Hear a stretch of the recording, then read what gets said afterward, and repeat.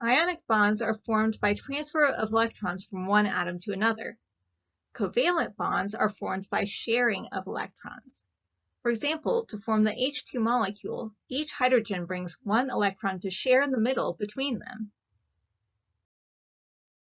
Covalent bonds are a combination of attractive and repulsive forces between charged subatomic particles. Attraction happens between the positive protons in the nucleus in one atom and the negative electrons on the outside of the other atom. This attraction is what holds atoms together in a covalent bond. At the same time, there are repulsive forces happening. Positive protons from one atom repel positive protons from the other atom. Negative electrons from one atom repel negative electrons from the other atom. These repulsive forces push the atoms slightly away from each other and are a contributing factor to the bond length, which is the distance between the two nuclei.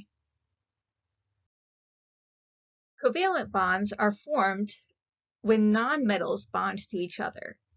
Covalent bonds can be divided into two categories, nonpolar covalent or polar covalent. Your textbook uses the term pure covalent instead of nonpolar covalent.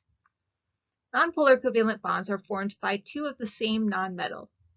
If they are the same element as each other, they have the same exact electron affinities and want electrons the same amount. Therefore, they will share the electrons evenly between the two atoms. An example of a nonpolar covalent bond is a chlorine-chlorine bond. They are both the same nonmetal element. Polar covalent bonds are formed by two different nonmetals. Because they are different, they have different electron affinities, and one wants the electrons more than the other. It will have a stronger pull on the electrons, and so the electrons will be shared unevenly. The electrons will spend more of their time near the atom that wants electrons more. For example, the hydrogen-chlorine bond is a polar covalent bond. Remember, hydrogen counts as a nonmetal, even though it is on the left side of the periodic table. The chlorine wants electrons more than the hydrogen does, so the electrons spend more of their time towards the chlorine compared to the hydrogen. I like to picture a tug of war between the two atoms in the bond. In a nonpolar covalent bond, the atoms are evenly matched, so the electrons, which are like the flag in the middle of the rope, stay in the middle. Neither atom wins. With a polar covalent bond, the atoms are unevenly matched. One is stronger than the other and pulls the electrons closer to itself. Still, neither atom wins. Since they are both nonmetals, the stronger one won't be quite strong enough to pull the electrons completely to itself. But the stronger element is winning. With ionic bonds, there is a large difference in electron affinities and ionization energies between the two atoms, since one is a metal and one is a nonmetal. The nonmetal really wants electrons, and the metal really wants to get rid of electrons. In ionic bonding, there is a transfer of electrons. This is like if there were a tug of war between a football player and a toddler.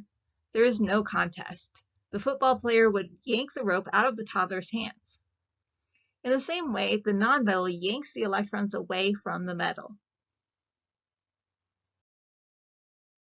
Classify the OH bond in methanol as ionic, polar covalent, or nonpolar covalent. Is it A, ionic, B, polar covalent, C, nonpolar covalent, or D, none of the above? The correct answer is B, polar covalent.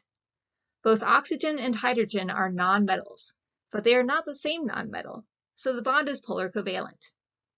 Another way that you know it is covalent is that methanol is a molecule made up of discrete number of atoms, not an ionic compound made up of a three-dimensional array of ions.